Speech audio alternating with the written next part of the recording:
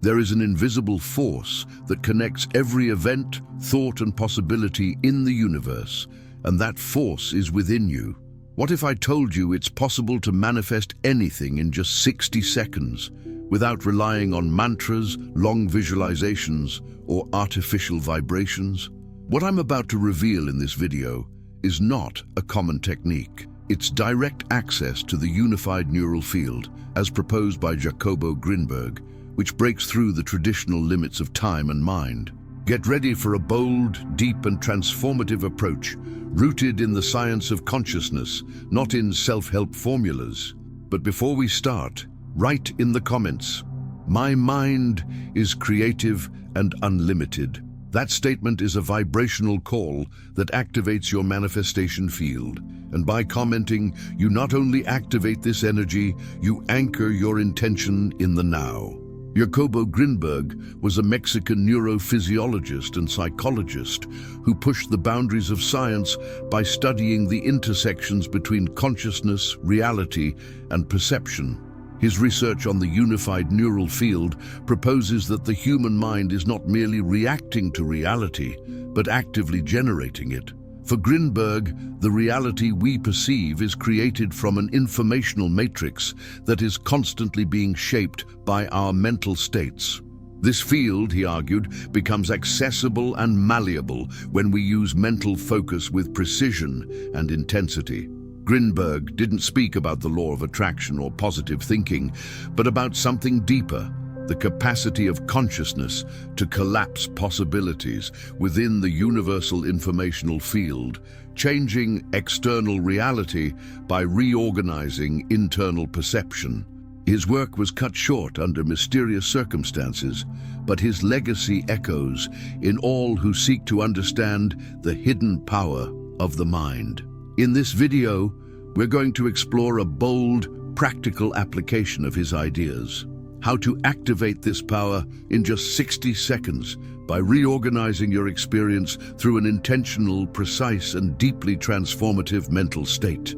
Jacobo Grinberg proposed a revolutionary view of reality. It isn't something external, fixed, and objective, but an active construction of the human mind. In his theory of the unified neural field, Grinberg claims that perceived reality emerges from the interaction between our nervous system and an informational matrix that exists in a pure state, a field of undefined possibilities.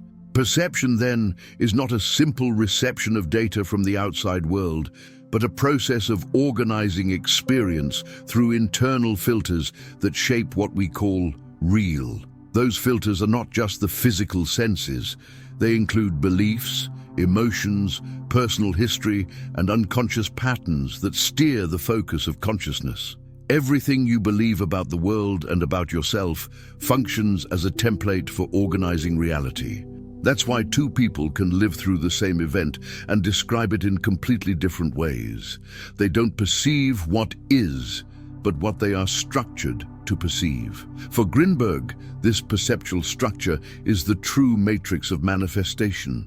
Reality isn't an objective reflection of the outer world, but the result of how our consciousness selects and interprets information.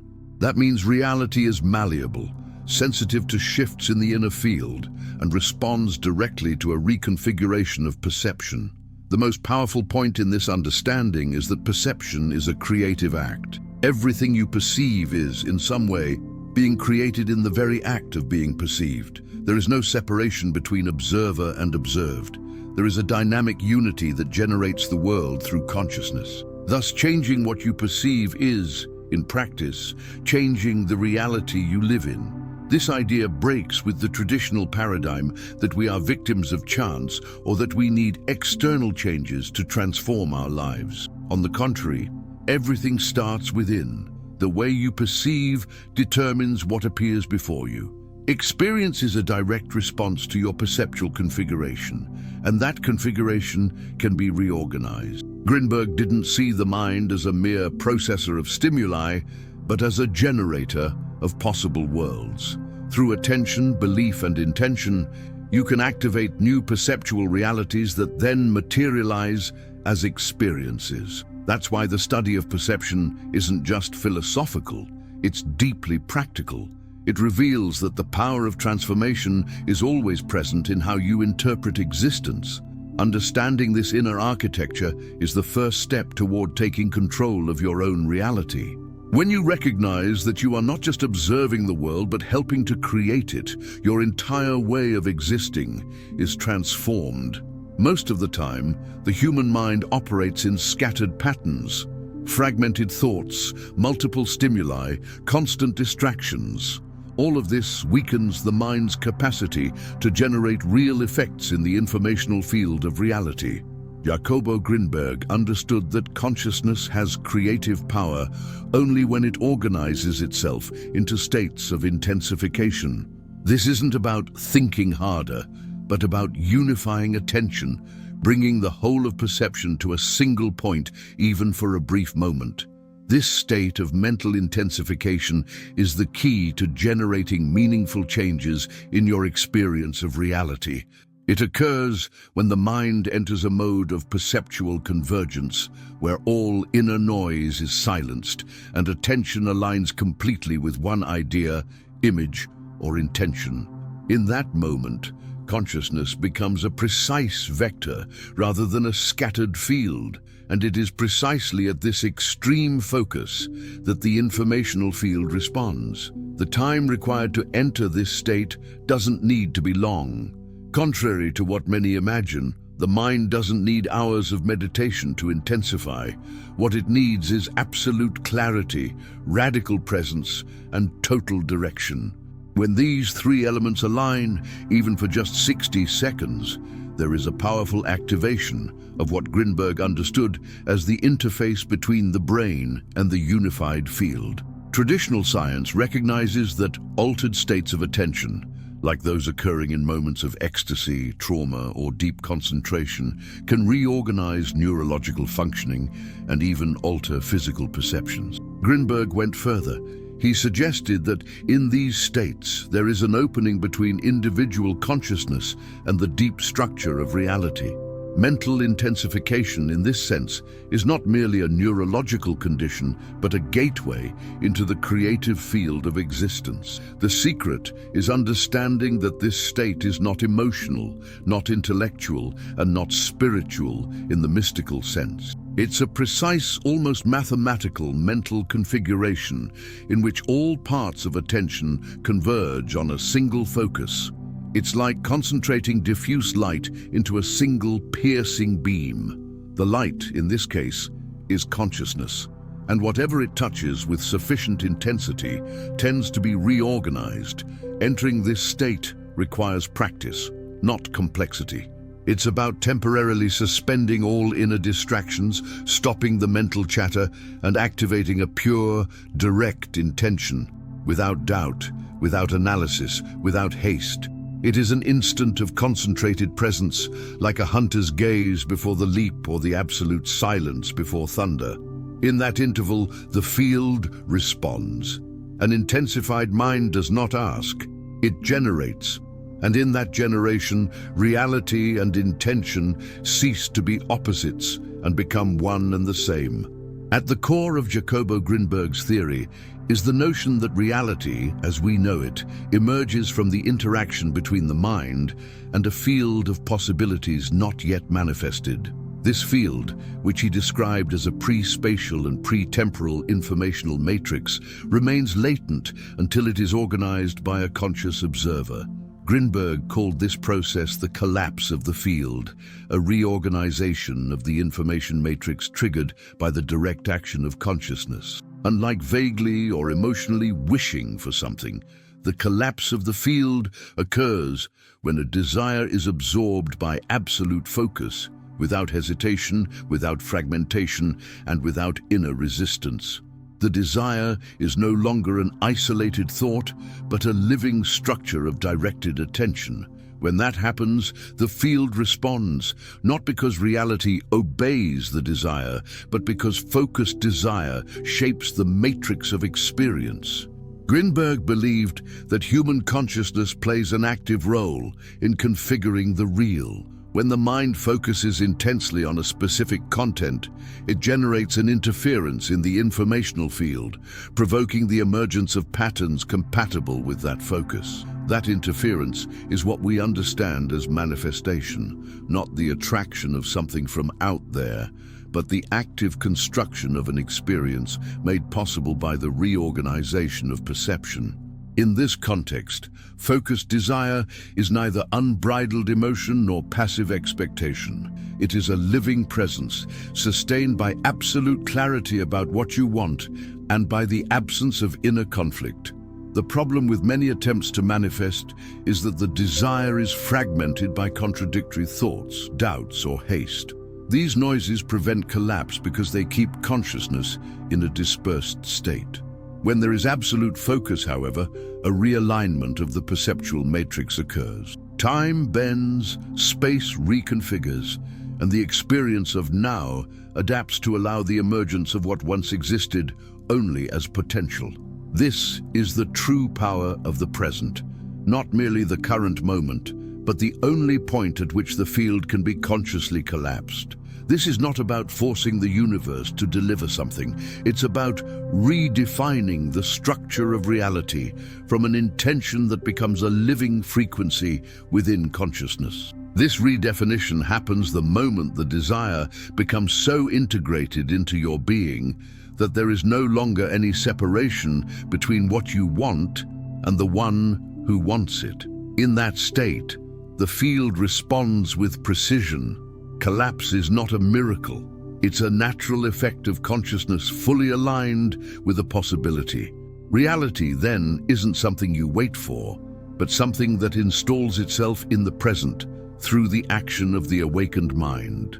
Understanding how the mind functions as a builder of reality is essential, but transformation happens when that knowledge turns into practice. The 60-second technique is not a magic formula, it is a precise application of the principles studied by Jacobo Grinberg. It's about creating a mental condition in which the informational field is consciously and instantly reorganized. The short time does not reduce the depth of the process. On the contrary, it demands intensity, clarity, and total presence. The first step is absolute inner silence. During the 60 seconds, you must interrupt any form of mental dialogue. There is no space for doubts, analyses, or expectations. This silencing creates a psychic vacuum that interrupts habitual perceptual patterns and prepares the ground for reorganization of the matrix. It is an act of emptying that makes room for the creative action of consciousness. Next comes total focus on a single image or sensation that represents what you want to manifest. This is not about detailed visualization, but about condensing the desire into a pure, symbolic, stable form. This image must be charged with intention, but free of anxiety. It's like fixing your mental gaze on a point of light. The image needs to hold emotional truth and personal meaning, yet be free of attachment. Let consciousness rest on it with steadiness and surrender. During this focus, you should not ask, crave, or repeat phrases. What happens is a fusion between the observer and the desired content. The ideal state is that of a silent observer who contemplates what already is, without questioning whether it will happen. This absence of separation between the self and the object of intention is what triggers the informational collapse in the field, allowing reality to reorganize in response. The third element is the recognition of completeness. At the end of the 60 seconds, don't snap back immediately into your ordinary state of consciousness. Maintain, for a few more moments, the felt sense that it is already done. The secret is to resist the urge to check if it worked. That interrupts the process. Close with calm confidence, like someone who plants a seed and knows it will sprout because the soil has been prepared. When practiced seriously, this can yield surprising results. But its real value lies in reconditioning the mind to operate from creative consciousness rather than depend on external factors. Repetition increases precision and sensitivity to the field, and over time, this state can be accessed almost automatically. In essence, the 60 seconds are a ritual of reconnection with your inner source of creation, a sacred pause in which, for an instant, the world is shaped not by circumstances, but by the awakened presence of someone who remembers they have always had the power. One of the greatest obstacles to consciously manifesting reality is anxiety. It arises when the mind, even after defining a desire, remains tense, waiting, pushing, doubting. Far from speeding the process, that state stops it. For Jacobo Grinberg, anxiety is a fragmentation of attention, a kind of inner noise that disorganizes the perceptual matrix and prevents the coherent collapse of the informational field. Reality does not respond to mental effort or emotional urgency. It responds to the silence of a mind that trusts. Inner silence in this context is not merely the absence of thoughts.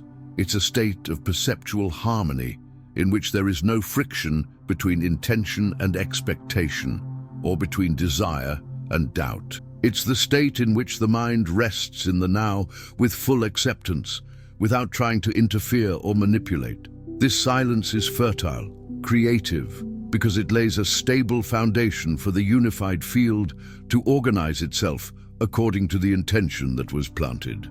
When a person remains anxious after a manifestation practice, they activate a perception of lack, of absence, of "it hasn't happened yet." And because perception shapes reality, that focus on what's missing perpetuates the very state of scarcity.